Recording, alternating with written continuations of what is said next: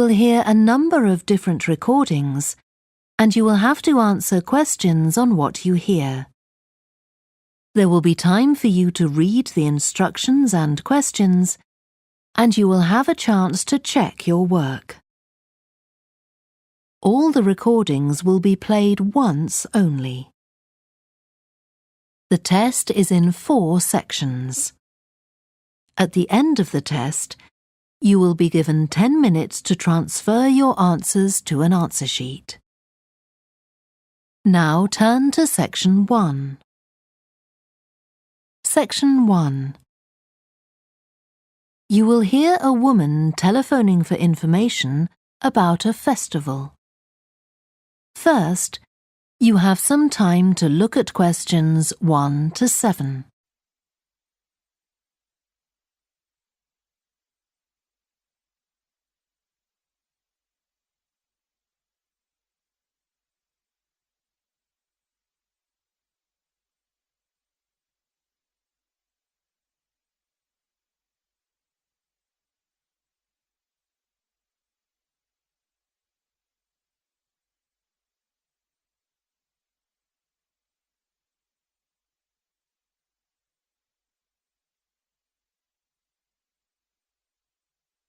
You will see that there is an example that has been done for you. On this occasion only, the conversation relating to this will be played first. Good morning, Stretton Festival box office. How can I help you? Oh, hello. My family and I are on holiday in the area, and we've seen some posters about the festival this week. Could you tell me about some of the events, please? Of course. First of all, are there still tickets available for the jazz band on Saturday? There are, but only £15. The £12 seats have all been sold. The man says that tickets are available for £15, so 15 has been written in the space. Now we shall begin. You should answer the questions as you listen because you will not hear the recording a second time. Listen carefully and answer questions 1 to 7. Good morning, Stretton Festival box office. How can I help you? Oh, hello. My family and I are on holiday in the area, and we've seen some posters about the festival this week. Could you tell me about some of the events, please? Of course. First of all, are there still tickets available for the jazz band on Saturday? There are, but only £15. The £12 seats have all been sold. OK, and the venue is the school, isn't it? Yes, that's right. The secondary school. Make sure you don't go to the primary school by mistake. And there's an additional performer who isn't mentioned on the posters. Carolyn Hart is going to play with the band. Oh, I think I've heard her on the radio. Doesn't she play the oboe or flute or something? Yes, the flute. She usually plays with symphony orchestras, and apparently this is her first time with a jazz band. Well, I'd certainly like to hear her. Then the next thing I want to ask about is the duck races. I saw a poster beside a river. What are they exactly?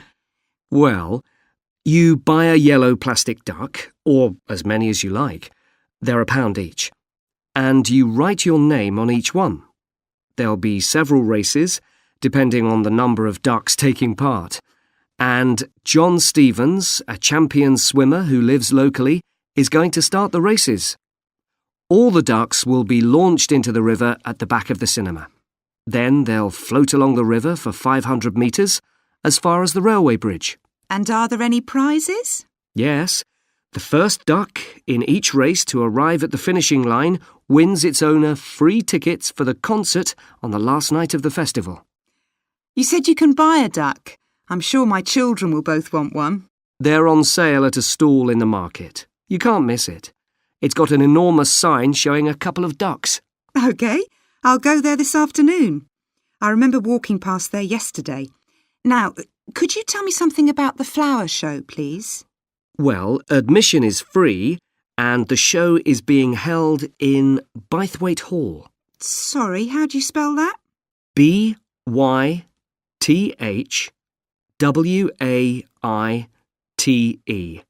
Bythwaite. Is it easy to find? I'm not very familiar with the town yet. Oh, you won't have any problem. It's right in the centre of Stretton. It's the only old building in the town, so it's easy to recognise. I know it. I presume it's open all day. Yes, but if you'd like to see the prizes being awarded for the best flowers, you'll need to be there at 5 o'clock. The prizes are being given by a famous actor, Kevin Shapless. He lives nearby and gets involved in a lot of community events. Gosh, I've seen him on TV. I'll definitely go to the prize giving. Right. Before you hear the rest of the conversation, you have some time to look at questions 8 to 10.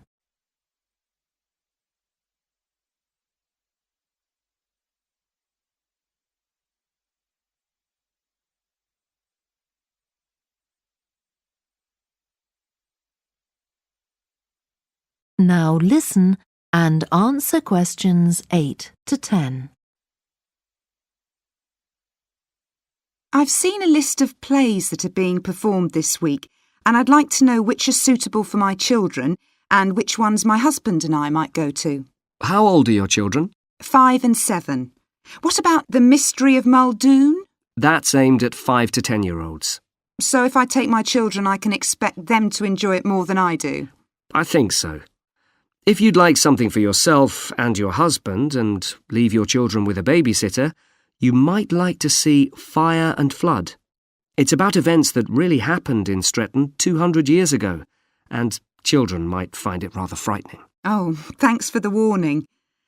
And finally, what about Silly Sailor? That's a comedy, and it's for young and old. In fact, it won an award in the Stretton Drama Festival a couple of months ago. OK. Well, goodbye and thanks for all the information. I'm looking forward to the festival. Goodbye. That is the end of section 1. You now have half a minute to check your answers.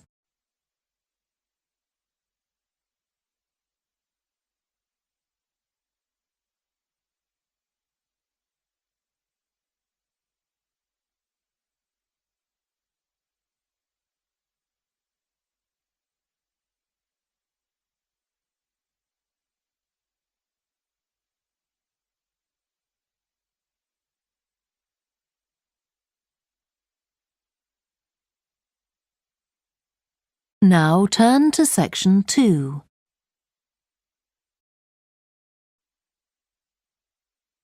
Section 2. You will hear a guide at an art museum talking to a group of visitors. First, you have some time to look at questions 11 to 16.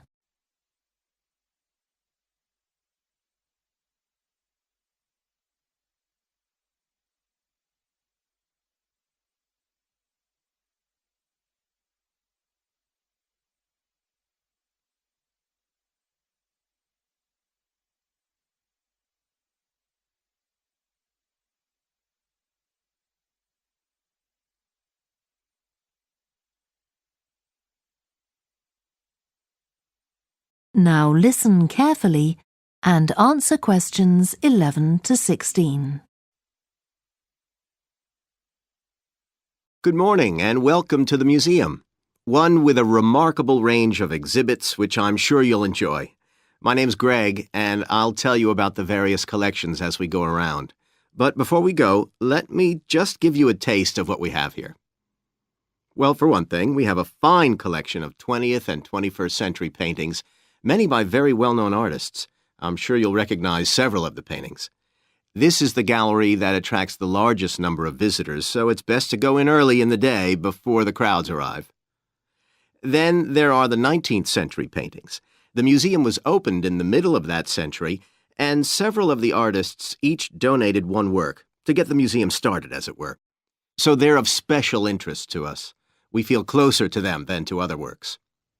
The sculpture gallery has a number of fine exhibits, but I'm afraid it's currently closed for refurbishment.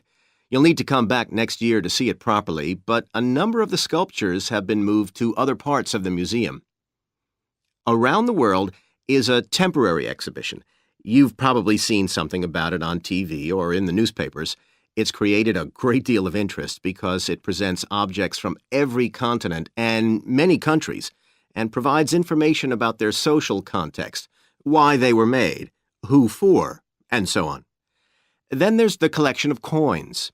This is what you might call a focused specialist collection because all the coins come from this country and were produced between 2,000 and 1,000 years ago. And many of them were discovered by ordinary people digging their gardens and donated to the museum.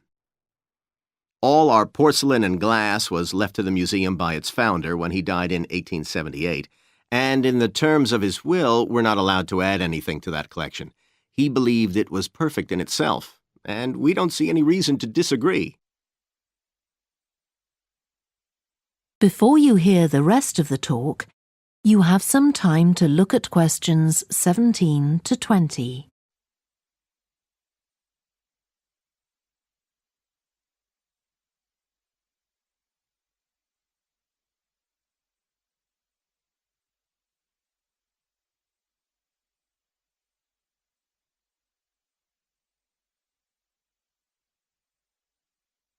Now listen and answer questions 17 to 20.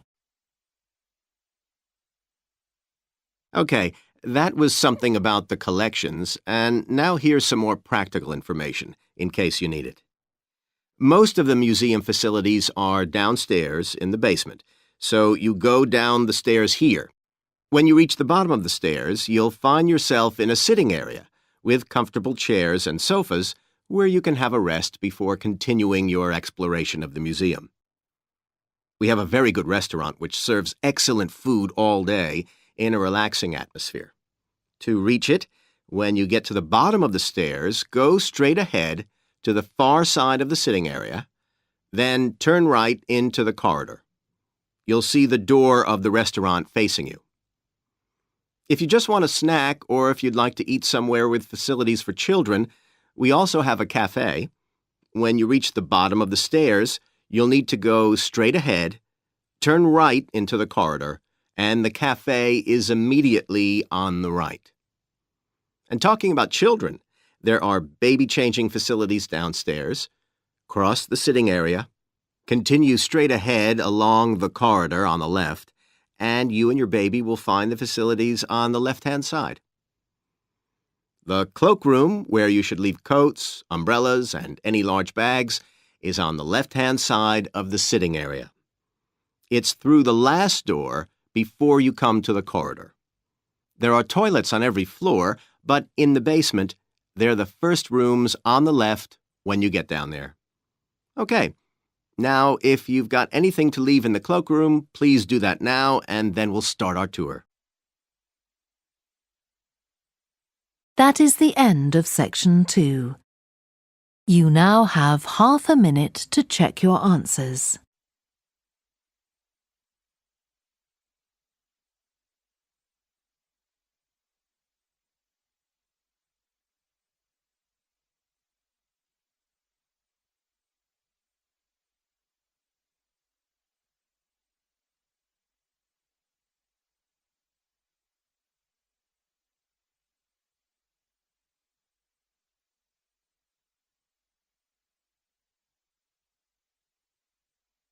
Now turn to section 3. Section 3. You will hear a student called Joanna talking to her new supervisor about some research she has done on psychology and music. First, you have some time to look at questions 21 to 26.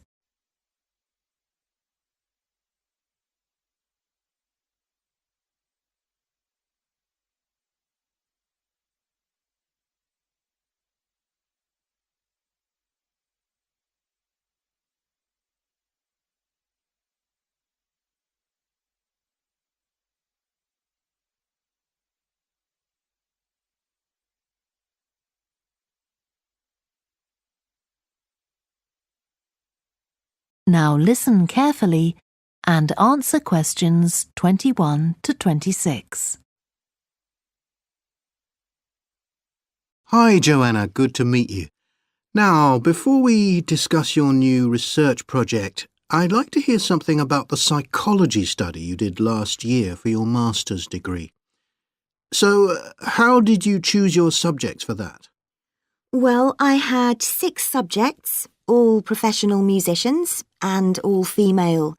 3 were violinists, and there was also a cello player and a pianist and a flute player.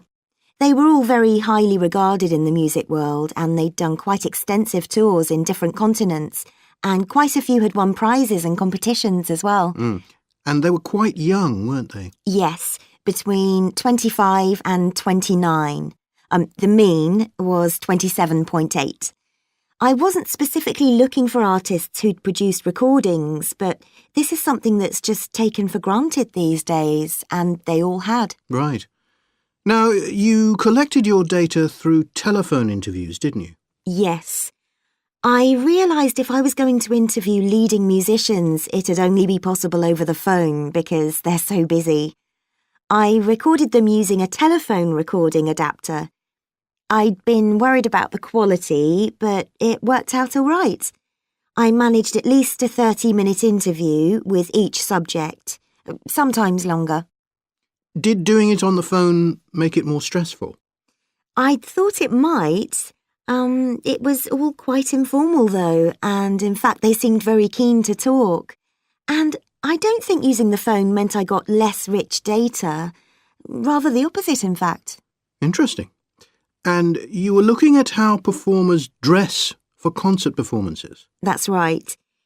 My research investigated the way players see their role as a musician and how this is linked to the type of clothing they decide to wear. But that focus didn't emerge immediately. When I started, I was more interested in trying to investigate the impact of what was worn on those listening, and also whether someone like a violinist might adopt a different style of clothing from, say, someone playing the flute or the trumpet. It's interesting that the choice of dress is up to the individual, isn't it? Yes, you'd expect there to be rules about it in orchestras, but that's quite rare. Before you hear the rest of the discussion, you have some time to look at questions 27 to 30.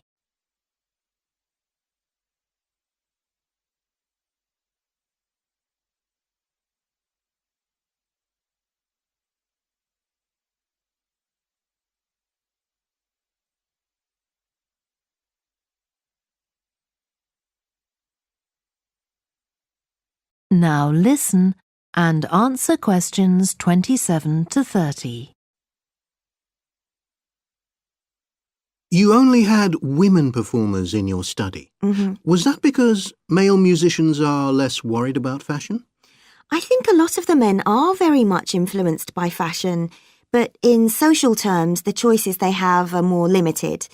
They'd really upset audiences if they strayed away from quite narrow boundaries. Now, popular music has quite different expectations. Did you read Mike Frost's article about the dress of women performers in popular music? No. Well, he points out that a lot of female singers and musicians in popular music tend to dress down in performances and wear less feminine clothes, like jeans instead of skirts. And he suggests this is because otherwise they'd just be discounted as trivial. But you could argue they're just wearing what's practical.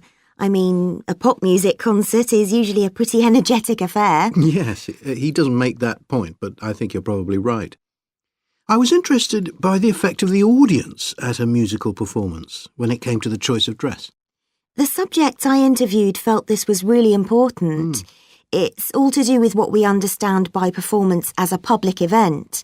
They believed the audience had certain expectations, and it was up to them as performers to fulfil these expectations, to show a kind of esteem. They weren't afraid of looking as if they'd made an effort to look good. I think in the past, the audience would have had those expectations of one another too, but that's not really the case now. Not in the UK, anyway. No. And I also got interested in what sports scientists are doing too with regard to clothing. Musicians are quite vulnerable physically, aren't they? Because the movements they carry out are very intensive and repetitive. So I'd imagine some features of sports clothing could safeguard the players from the potentially dangerous effects of this sort of thing. Yes, but musicians don't really consider it. They avoid clothing that obviously restricts their movements, but that's as far as they go. Anyway, coming back to your own research, do you have any idea where you're going from here? I was thinking of doing a study using an audience, including... That is the end of section 3. You now have half a minute to check your answers.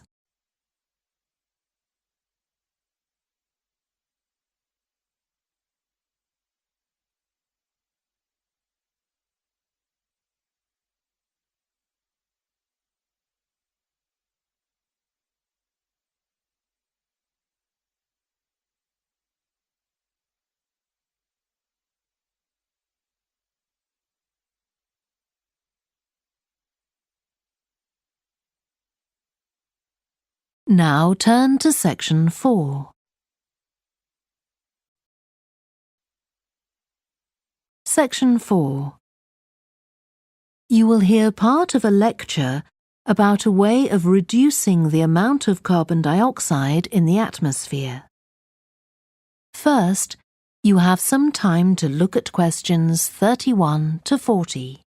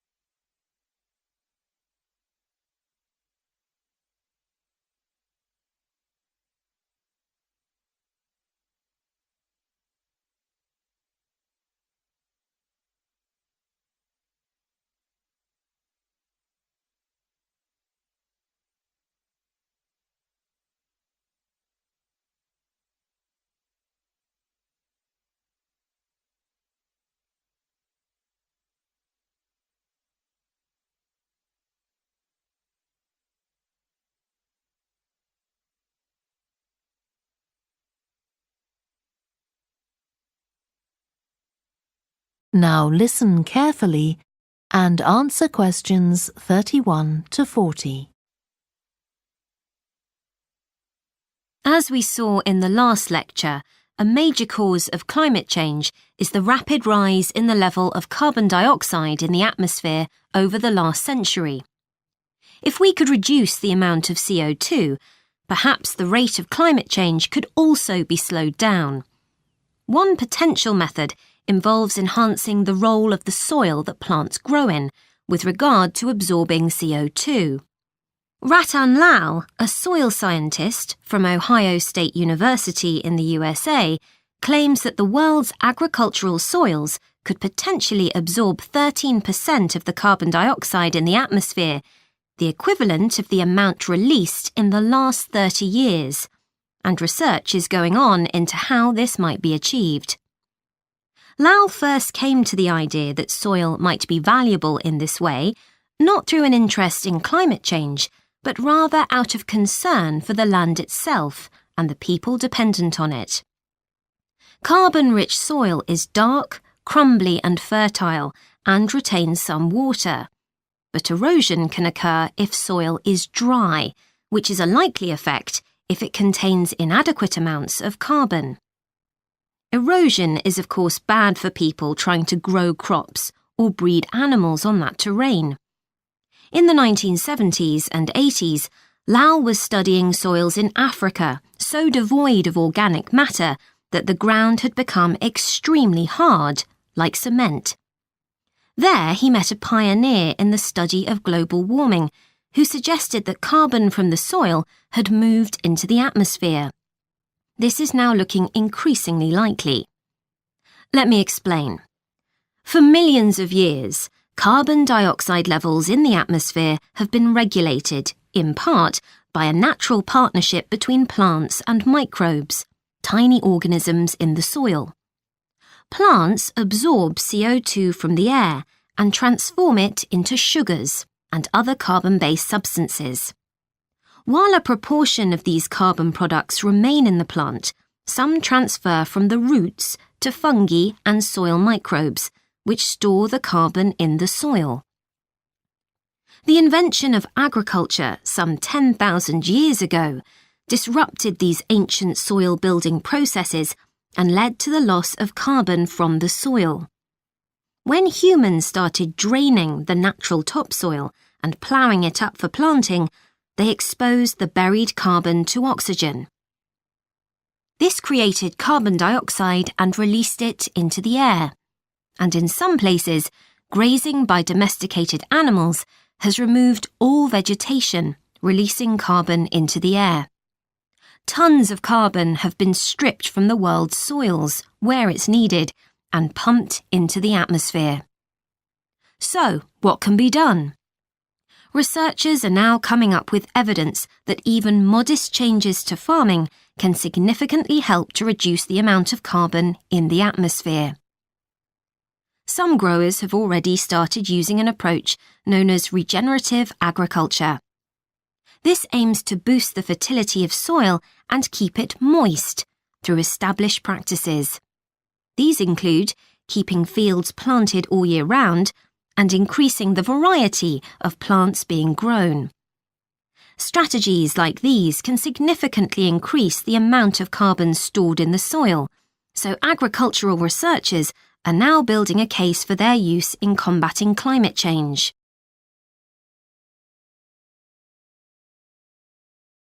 One American investigation into the potential for storing CO2 on agricultural lands is taking place in California. Soil scientist Wendy Silver of the University of California, Berkeley, is conducting a first-of-its-kind study on a large cattle farm in the state. She and her students are testing the effects on carbon storage of the compost that is created from waste, both agricultural, including manure and corn stalks, and waste produced in gardens, such as leaves, branches, and lawn trimmings. In Australia, soil ecologist Christine Jones is testing another promising soil enrichment strategy. Jones and 12 farmers are working to build up soil carbon by cultivating grasses that stay green all year round. Like composting, the approach has already been proved experimentally. Jones now hopes to show that it can be applied on working farms and that the resulting carbon capture can be accurately measured.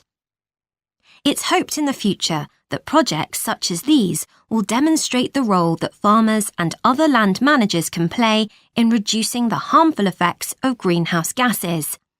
For example, in countries like the United States, where most farming operations use large applications of fertilizer, changing such long-standing habits will require a change of system. Ratan Lal argues that farmers should receive payment, not just for the corn or beef they produce, but also for the carbon they can store in their soil. Another study being carried out. That is the end of section 4. You now have half a minute to check your answers.